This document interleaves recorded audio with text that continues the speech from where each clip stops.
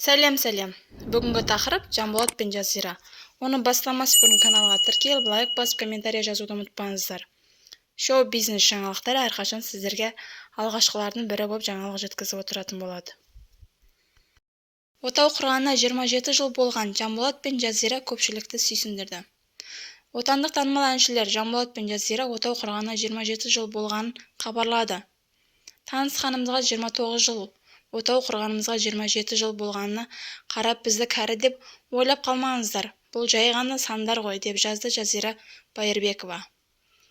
Өнер иесінің бұл жазбасының көпшілік бірден жылы лебізбен білдірді.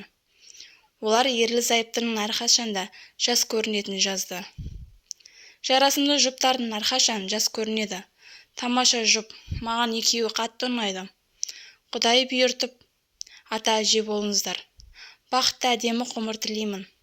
Кәрі емес, бірақ жас емессіздер. Орта жастан асқандарыңыз көрініп тұр, деп жазды Жанболат пен Жазираның инстаграмдағы оқырмандары. Сіздер де өз ойларыңызды комментарийға жазуды ұмытпаңыздар. Соңына дейін тыңдағандарыңызға рахмет. Лайк басып, комментарий жазып, қоңырау белгісін басуды ұмытпаңыздар.